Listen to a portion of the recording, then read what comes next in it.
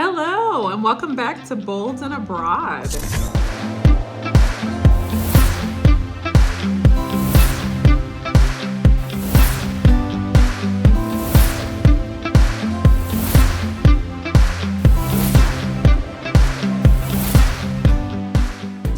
So today I wanted to sit down and talk to you a little bit about schooling in Mexico. So I will start with homeschooling. There are two different homeschool pods here in Merida. They are fairly new. Both of them that I recall just started maybe this December or like last month in November. One mom was a teacher in the US and she is thinking about starting like a micro American school here. And the other one is a mom and she's homeschooled, I think 2 or 3 of her children, and was just kind of looking for more field trips and allowing her son to build more community. So she thought about opening a homeschool co-op.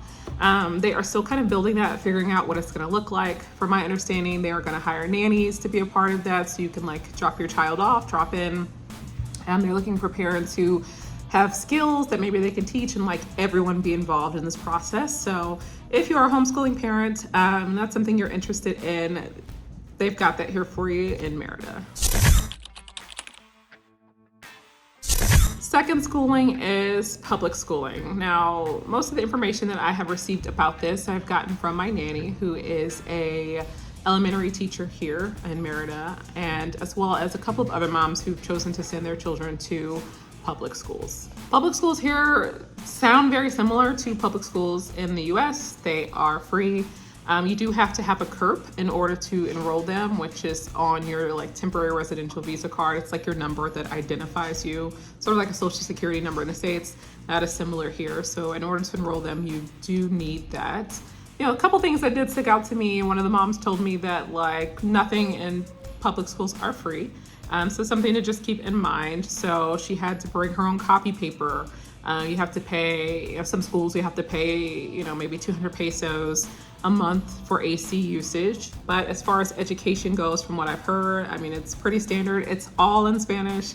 From what I've been told from other moms, it's like there is no assistance in these classrooms. So there is no like tutoring for your child, who speaks English, or any extra assistance. You just kind of have to get it how it goes, pay for your own tutoring. I think it's a great way for your children to immerse themselves fully in the language, get acclimated and learn Spanish. And so I think if you have younger children and you can be patient while they pick up the language, this could be a really good opportunity for that.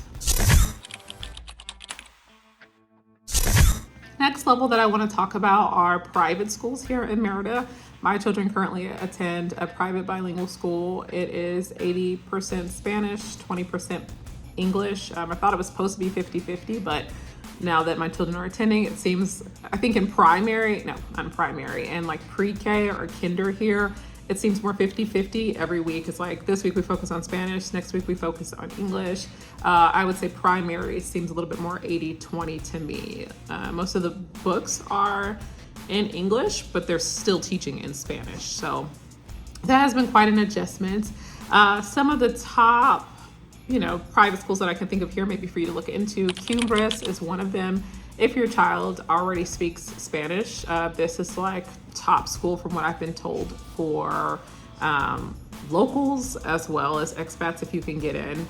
They do not waive the test for you. So there's usually an entrance exam, and usually it's in Spanish and half in English. From my experience with some of the private schools here and international schools, they will waive that Spanish component for you if your child only speaks English. Cumbres will not. So something for you to be aware of. Americano Moderno is another one. Same, have to have that Spanish qualification if you're over first grade, I believe. Another school, Roger Halls. Everybody loves this school. They gloat about it. And then Alliance is another one. Since 2022, my children have attended 3 different schools here in Merida. This is our first time trying the just kind of private route, and I have to say we really do love our school. It is phenomenal. It is a beautiful large campus. It's a really open space.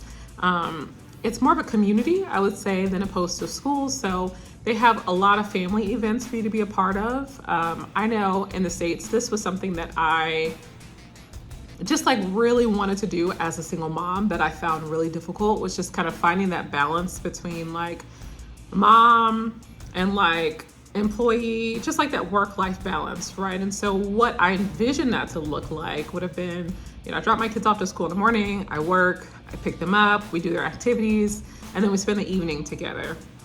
That is not what it looks like in the States.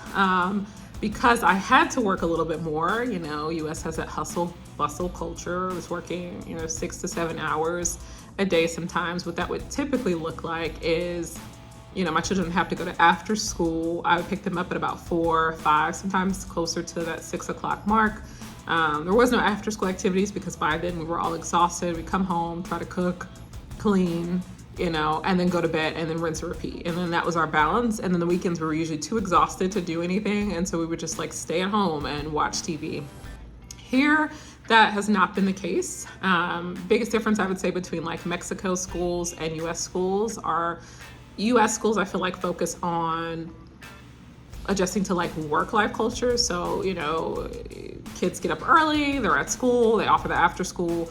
It's based around work versus here, it's a little bit more traditional and that somebody, I think that is the water person. Let's see. Yes, they are actually delivering water. So that is super cool. You can get water delivered to your house. Sorry, I just kind of wanted to show you all the water people and that they deliver it right to your house. So back to the difference. Mexico is a little bit more traditional and that they kind of have that expectation that like dad's gonna work, moms are typically at home with the children. And we see a lot of this so far since being at this school. There's a lot of like, hey, we are gonna push school back a little bit later tomorrow. Or like, hey, we have this event tomorrow that we didn't really tell you about that we want you to just kind of drop everything and be a part of. And so, granted, I enjoy it and I love being a part of it. It is something that has taken me some adjusting, especially with my clients in the US, because I just kind of have to like, I'm gonna have to reschedule or I'll see you guys, tomorrow because of this thing that kind of pops up. It really forces you to be involved here, which again, that has been my dream. Very inclusive, they really want you to be, a part of your children's lives. I'm thinking here, my sons, they just kind of had like a random special event where parents came to the school, the children put on a play. They put together these games for children to bond with their parents. And it was a wonderful time. We had a blast. They had like my son's photos from birth to where he is now. And it was just a really good and a little kind of random day of the week to be able to just bond with your child that like, I don't know, you wouldn't think to do otherwise just because they're in school. And so I really enjoyed it. He really enjoyed it. We had a great time. Another way this has shown up is just around the holidays. So they do a lot of posadas here, which are like inns in English. And what that typically is like a dinner, like a gift exchange. It's like a festivity for the children here around Christmas time. And jobs do it, different groups do it. It is a huge thing. And my children both were involved. My daughter, they had a seamstress come to the school and like take their measurements for their outfits. Same with my son, they kind of discussed costumes and we went and you guys, we had a blast. It was beautiful. And I have some clips that I will add in here for you. My daughter got to get on stage and dance and they had like really good music and they were jamming out. My son got to dance with a partner, which, you kind of see from the clip, he was not super enthused about. He's not like to dance or sing, but shout out to him for doing it in good spirits. They remodeled the entire just kind of playground or, sports area for the children. They had fair games, they had fair rides, a mechanical bull, kind of like a rope climbing area. People set up booths. They were selling like burgers, chicken tenders, tacos. People were out there selling bracelets and anime items and toys. It was just a really beautiful event. And that was not something that I have experienced in the States. I sent my kids to private school in the US. And granted, Christmas, we did do like a Christmas tree lighting, and that was really nice. Nothing could scale to what we have experienced here. And what they did was that event lasted till like 10 o'clock that night. The next day, what they did is they moved the school hours back, and that way the kids could sleep in and still come to school and get their studies in. Something else I want us to talk about is just like the friendliness of the community here. I know somebody asked on my last video, like, how are my children being, getting acclimated? How do they like living here? And y'all, they are thriving. We absolutely love it. They are having the time of their lives. They have a nanny here who is wonderful. Her name is Fair. She has been with us since 2022. And we stayed here for about 9 months, went home for a year, and then came back. And I mean, she really bonded with us. She's family. We love her. We adore her, and vice versa. So she came back. So we have Fair. She is here with us every day of the week, which is lovely. What she does is she usually starts about 1 p.m. She will pick the children up from school, bring them home, help them get lunch. Now I get off earlier because instead of working 6 to 7 hours, I usually work 3 to 4 hours a day. So I usually eat lunch with them. She will take whoever has after school activities, that day. If my daughter has dance, she'll take her to dance. If my son has like tennis or swim, she'll take him, and the other child will stay here with me. And then she will come home, we'll do homework together, and then she's on her way. And so Fair is like a lifeline here, especially as a single parent. I just kind of wanted to drop that in. I know it's a little bit off topic of just like schools, but I think having a nanny here is just super helpful. I pay her around 66 pesos an hour. I do want to say that is a little bit higher, or on the high side. Average is about 45 pesos an hour. Only reason I paid her so high was at the time that I hired her was through a contracting agency. So they provided the nanny. Once her contract ended, I asked her to just stay on, and I was already paying the agency that amount. So it's more money in her pocket. And I was like, here, I'll just pay you. She's also was in school at the time to be a school teacher. She is licensed now. So, to me, it makes sense. You also pay your people well. They are less likely to go and just kind of like family hop, which is not something that I want for my children. And again, we adore her. So whatever we need to pay her to like come and do her thing, that's what we will do. But again, the average is 45 pesos. I mean, I know some people who have hired a nanny to come into their home 8 hours a day and then like 6 hours on Saturday, and they're paying like 1,800 pesos a week. My nanny works about 5 to 6 hours a day, and I pay her about Monday through Friday because, work-life balance to me. And I pay her about 2,000 pesos a week. So back on topic with community, because that's where I left off. People are super kind, super loving at the schools. And it's been super easy to get acclimated. I went to that one first 5th grade event with my son. I didn't know what to expect. When I tell you, everybody's mom and dad came up and like introduced themselves and like shook their hand and like, this is my daughter so-and-so. Her birthday party is tomorrow. We would love for you to come.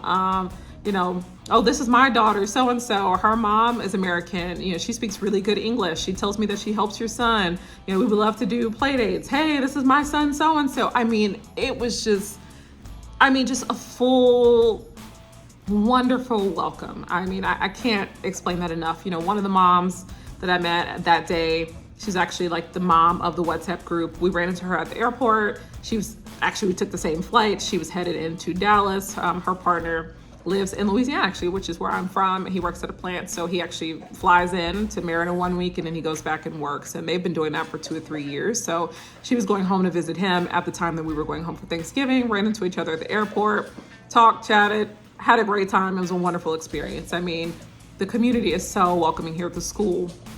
I'm sorry if you hear that munching in the background. My dog is eating. School was wonderful. They do great accommodations. They know my children don't speak Spanish, and what they've done is they send tests home so that I can translate the tests and he can answer the questions. They allow us to translate everything to make sure he's getting it. If your child has special needs, they offer that you can hire a shadow to like sit with your student to just kind of redirect them and make sure that they're getting the information that they need. They've been wonderful about it. I thought about hiring one for my son just to like sit with him and translate the information in real time, but so far we haven't needed that. So if your child, does have autism or another disability, and that is something that you're worried about, there are moms here who have children who have disabilities or special needs who are thriving. And again, hiring a shadow is an option. Just a few other pros about the private school that I really like and that my children love. And again, just kind of talking about, them being here, them enjoying it. Private chef. My son has a private chef at the school who can make him whatever he wants. There usually is like a set menu laid out, and so children can choose from there. But they don't have to. So, I mean, I remember one day my son wanted mashed potatoes. They didn't have mashed potatoes. The gentleman texted me and was like, hey, we don't have mashed potatoes, but I'll go pick it up and Kobe can have it tomorrow. Or they didn't have French fries. And he was like, hey, I'll go pick that up and make sure that Kobe has it tomorrow. And so my son really loves this. It makes him feel really rich and bougie. He was like, Ma, you must be, paying well or something, because they give me 2 or 3 pancakes sometimes instead of just one. And I think the guy really likes this. He spent some time in America. He speaks fluent English, and so I do think that he takes good care of my son because of that reason. But my son just really loves it. My daughter is a little bit different. No private chef there, but they do have a nutritionist that lays out their meals, and so they do really good stuff. Mickey Mouse sandwiches, pancakes, eggs, all of those good things. And excuse me, I keep saying lunch, but it's actually breakfast. And so the way that things are done here, typically before school, you have like a light snack is what they call it. Children go to school, they can have a bigger breakfast, and then usually students eat lunch at home. So those are a few pros of being at the private schools here. Let's get into cost. So for one student at a private school, I would say prices can range anywhere from 200 USD to about that 500 USD range for one student. At my children's school, what that typically will include, as well as just like going to school, is 2 after school activities. And so, my children's school has 2 pools. So they offer swim lessons, they offer jazz, tennis, volleyball, basketball, flag football. I mean, all of the sports for about an hour and a half after school. And so each student, including the tuition, can choose 2. And so for me, total, I pay, it's like $760 a month for both of my kids to go to this private school. In the States, for them to go to private school, I was paying $1,950 for both of them to go. So I would say, oh, and side note, it did not include the 2 activities after school, did not include a chef. I mean, it didn't include any of these things. And so I would say that that's a pretty fair rate for what we're getting here. Some things that the tuition doesn't include that I was kind of taken back by is books. Books are separate. Obviously, school supplies is separate. In the private school in the States, books were included in the tuition, but that's not here the case. They do sell the books at school. You can go, like I kind of showed you earlier, to the local papeleria and give them your list to get your school supplies, and it's really affordable.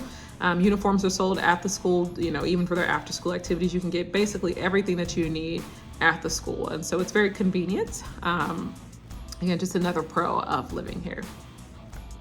I don't really have many cons for so far the private school here. Only thing I could tell you is to be flexible and to be patient. I do think organization and just kind of the pace of things, that kind of island time has affected like when we get school books or when we receive information. And that has been a little bit frustrating for someone who is very structured and on time. But again, I do think that that's just like part of the culture here, and it's very minimal complaint for all of the pros that I'm getting.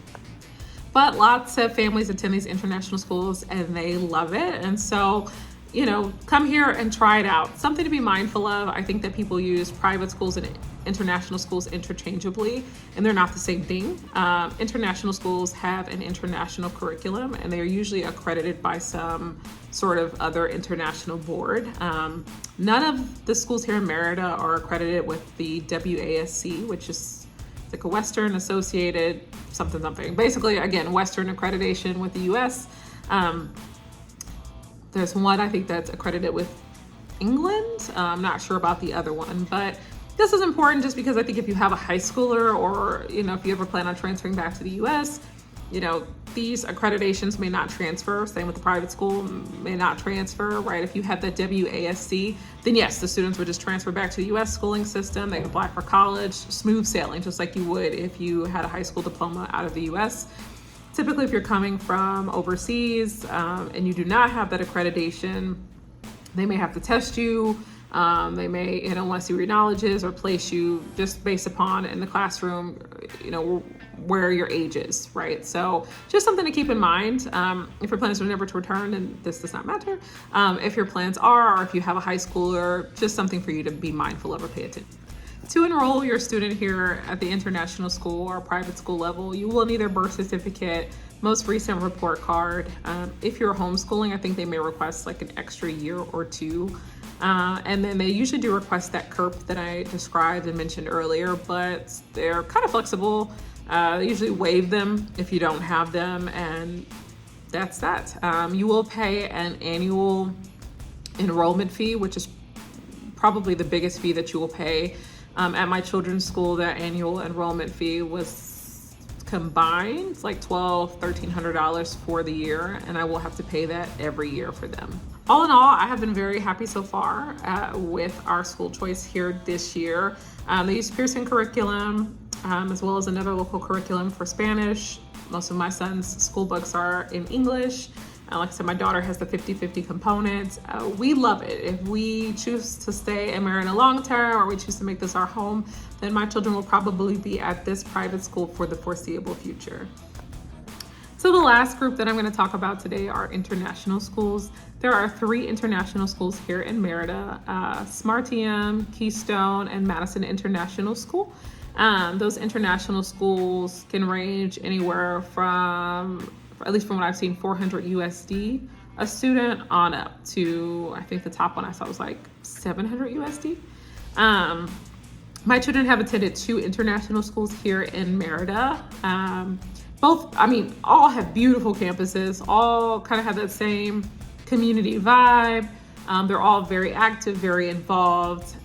Reason my children, not students, didn't stay were just because I think they were both too new at the time. So hopefully you got everything that you needed out of this video about schools in Mexico. If you have any questions or comments, please, as always, like, comment, and subscribe below. Next couple of videos, I'm hoping to focus on just like amenities, right? Luxuries, like where do you go and get your hair done around here, Rush? I have a lady from North Carolina who has turned her home into a shop, and she does my hair, so I'm hoping to go get some braids and I'll film my experience there. Getting my eyebrows threaded, my nail tech lady who comes to the house, my dog groomer who comes to my house, the driver who comes to the house, just again, like all of the things that you need to be able to live comfortable here. I am also hoping to film more videos in the city like I did today, or more vlog style, just so you can get a feel of the city. One of the things that I really felt like I wanted to see before moving here was like, show me different areas. I don't just want to see Central, right? I want to see all of the areas and what it is, looks like to live there on the day-to-day. So I will also produce more content like that. If you have anything that you want to see, please let me know. If not, then you all have a happy holiday, and I will see you next video. Bye.